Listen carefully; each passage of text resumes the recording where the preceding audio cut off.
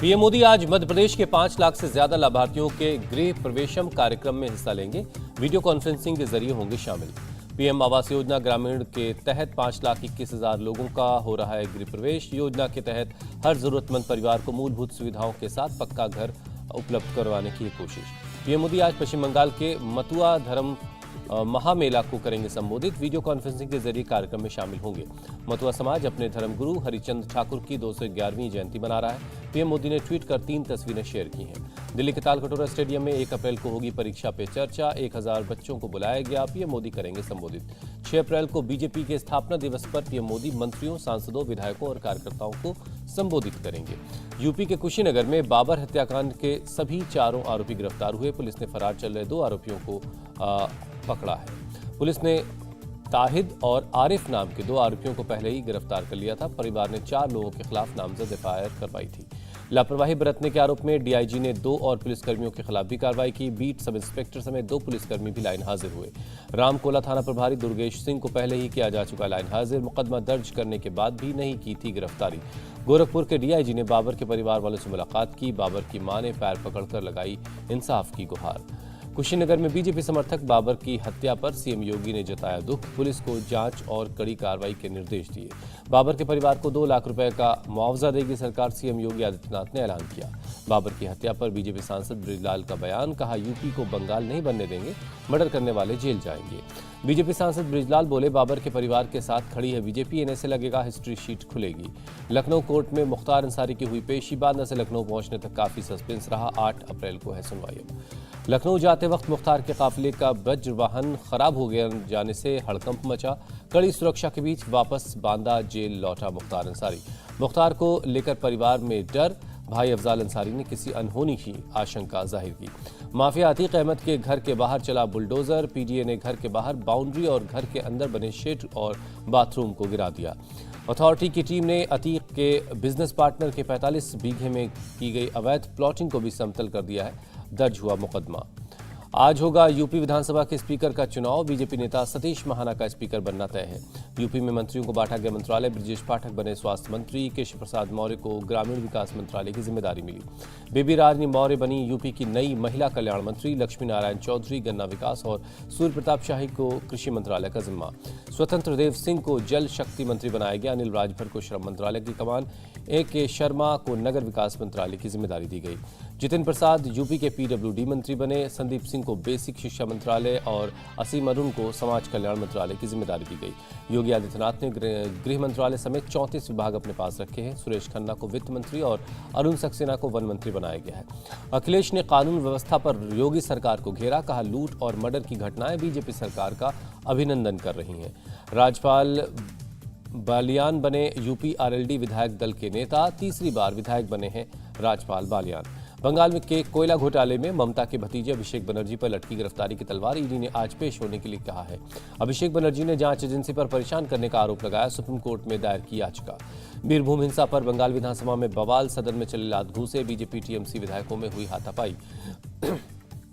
बीरभूम हिंसा पर बीजेपी ने चर्चा कराने की मांग की थी। स्पीकर के मना करने के बाद मचा हंगामा। शुभेंदु अधिकारी समेत 5 विधायकों को सस्पेंड किया गया। विधानसभा के बाहर भी बीजेपी विधायकों का प्रदर्शन जारी। टीएमसी विधायकों पर लगाया मारपीट का आरोप। शुभेंदु अधिकारी का आरोप, सदन के अंदर कोलकाता पुलिस को सिविल ड्रेस में तैनात किया गया था। मारपीट के विरोध में कोलकाता की सड़कों पर उतरी बीजेपी। बंगाल बीजेपी अध्यक्ष सुकांता मजूमदार समेत कई नेता इसमें शामिल हुए। बंगाल में विधायकों से मारपीट के विरोध में संसद में बीजेपी का प्रदर्शन। कहा, लोकतंत्र के लिए नहीं है अच्छा संकेत। बीजेपी नेता लॉकेट चटर्जी बोली, स्पीकर खुद कर रहे थे, बीजेपी विधायकों को मारो मारो कह रहे थे। बंगाल में हिटलर शासन चल रहा है। पीएम मोदी बुधवार को बंगाल बीजेपी सांसदों से मुलाकात करेंगे। बीरभूम हिंसा और विधायकों से मारपीट के मामले पर चर्चा मुमकिन है। पश्चिम बंगाल के राज्यपाल जगदीप धनखड़ ने गृह मंत्री अमित शाह से मुलाकात की। बंगाल के मौजूदा हालात की जानकारी दी। बंगाल विधानसभा में मारपीट के बाद बवाल बढ़ा। बीजेपी सांसद अर्जुन सिंह ने राष्ट्रपति शासन लगाने की मांग की। बीजेपी के चीफ व्हिप मनोज टिग्गा का आरोप, सरकार के दबाव में स्पीकर ने बीजेपी विधायकों को निलंबित किया। विधानसभा हंगामे पर टीएमसी नेता फिरहाद हकीम की सफाई। कहा, हंगामा करने से रोका तो बीजेपी विधायकों ने मारपीट शुरू कर दी। कांग्रेस नेता अधीर रंजन का आरोप, मुख्यमंत्री ममता बनर्जी ने सीबीआई टीम को डराया। बीरभूम हिंसा में एक और महिला ने दम तोड़ा, अब तक कुल 9 लोगों की जान गई। बीरभूम हिंसा के आरोपी को सीबीआई कैंप लेकर आई टीम, घटना को लेकर सवाल जवाब हुए। बीरभूम के रामपुर हाट कस्बे में आसपास गांव खाली हो गए हैं। कई हिंसा के डर से लोग अब भी पलायन कर रहे हैं। आसनसोल में उपचुनाव से पहले भारी मात्रा में हथियार जब्त हुआ। पांडवेश्वर में संजय मोदी नाम के एक शख्स के घर से 6 देसी पाइप गन और 70 राउंड कारतूस बरामद हुआ। आज बीजेपी संसदीय दल की बैठक होगी। दिल्ली के अंबेडकर इंटरनेशनल सेंटर में होगी मीटिंग। गोवा के नए विधानसभा का पहला सत्र आज से शुरू होगा। बुधवार को सदन में होगा बजट पेश। प्रमोद सावंत फिर बने हैं गोवा के मुख्यमंत्री। 8 मंत्रियों के साथ सीएम पद की शपथ ली। पीएम मोदी समेत कई दिग्गज मौजूद रहे। गोवा में विश्वजीत राणे, मॉविन गॉडिन्हो, रवि नाइक और नीलेश कैब्राल समेत 8 विधायकों ने मंत्री पद की शपथ ली है। राष्ट्रपति रामनाथ कोविंद आज राष्ट्रीय जल पुरस्कार प्रदान करेंगे। यूपी, राजस्थान और तमिलनाडु में पहला, दूसरा और तीसरा स्थान हासिल किया है। उत्तर प्रदेश के पूर्व मुख्यमंत्री कल्याण सिंह को मरणोपरांत मिला पद्म विभूषण। बेटे राजवीर सिंह को सौंपा गया पुरस्कार। भारत बायोटेक के एमडी कृष्णा एला और ज्वाइंट एमडी सुचित्रा एला को राष्ट्रपति कोविंद ने पद्म भूषण से नवाजा। शास्त्रीय गायिका प्रभा अत्रे पद्म विभूषण से नवाजी गईं। गायिका सुलेखना चौहान और सोनू निगम को राष्ट्रपति ने पद्मश्री से नवाजा। टोक्यो ओलंपिक गोल्ड विजेता नीरज चोपड़ा को पद्मश्री सम्मान मिला। राष्ट्रपति रामनाथ कोविंद ने सम्मानित किया। राष्ट्रपति रामनाथ कोविंद ने पैरालंपिक में gold medalist javelin thrower Sumit Antil और स्वर्ण पदक विजेता बैडमिंटन खिलाड़ी प्रमोद भगत को पद्मश्री से नवाजा। आयरलैंड के प्रोफेसर रटगर कोर्टेन हॉस्ट को पद्मश्री से सम्मानित किया गया। आयरिश स्कूलों में संस्कृत को लोकप्रिय बनाने के वजह से ये अवार्ड मिला। दुबई एक्सपो में केंद्रीय मंत्री अनुराग ठाकुर का अलग अंदाज, एक्टर रणवीर सिंह के साथ थिरकते हुए नजर आए। अनुराग ठाकुर दुबई एक्सपो में the global reach of Indian media and entertainment industry program के लिए पहुंचे थे। रणवीर सिंह इंडियन पवेलियन में कार्यक्रम के मेन पोस्ट थे।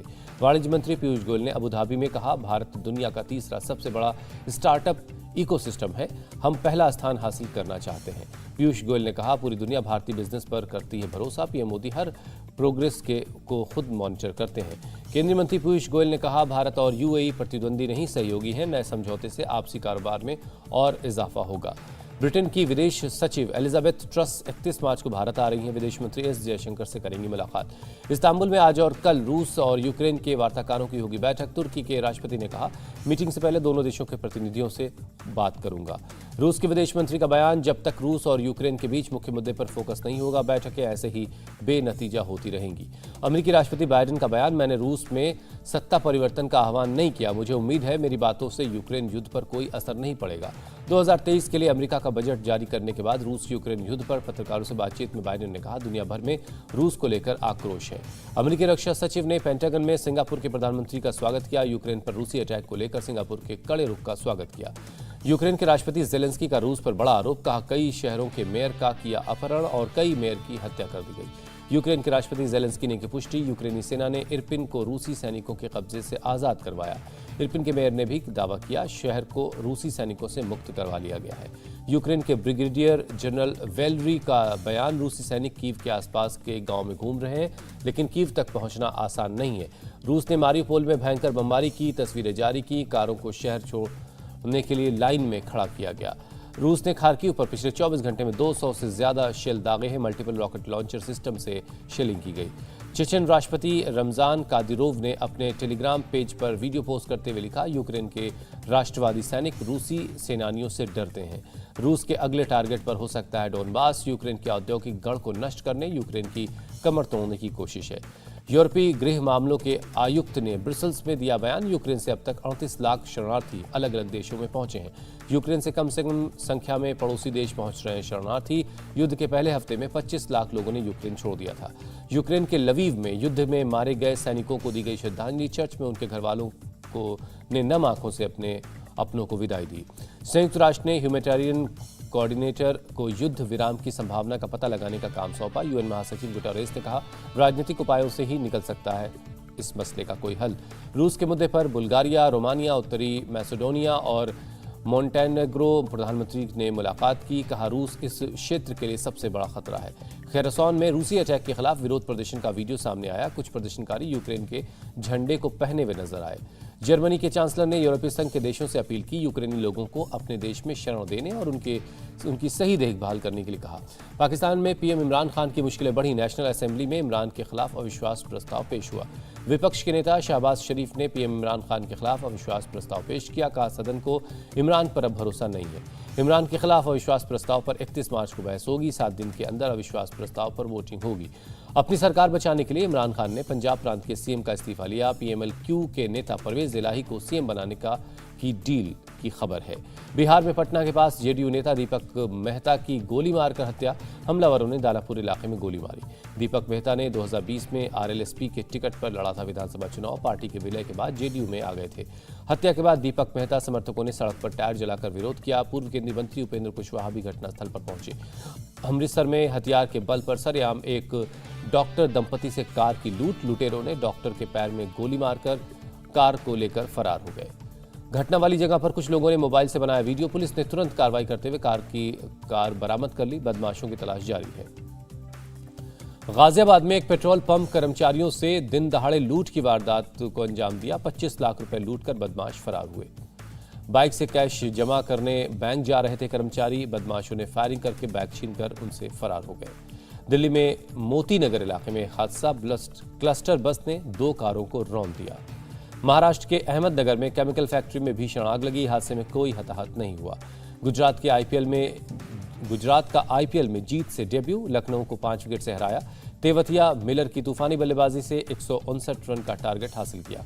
राहुल तेवतिया ने 24 गेंद में नाबाद 40 रन की पारी खेली। मिलर 21 गेंद में 30 रन बनाकर आउट हुए। लखनऊ ने पहले खेलते हुए 20 ओवर में 158 रन बनाए थे। आईपीएल की पॉइंट्स टेबल में दिल्ली कैपिटल्स नंबर 1 पर है। Mumbai Indians, Chennai super Kings और आरसीबी अभी तक पॉइंट्स टेबल में खाता नहीं खोल पाए हैं। इंडिया टीवी हर वक्त हर जगह डाउनलोड करने के लिए सर्च करें India TV news Google play store या ऐप स्टोर पर।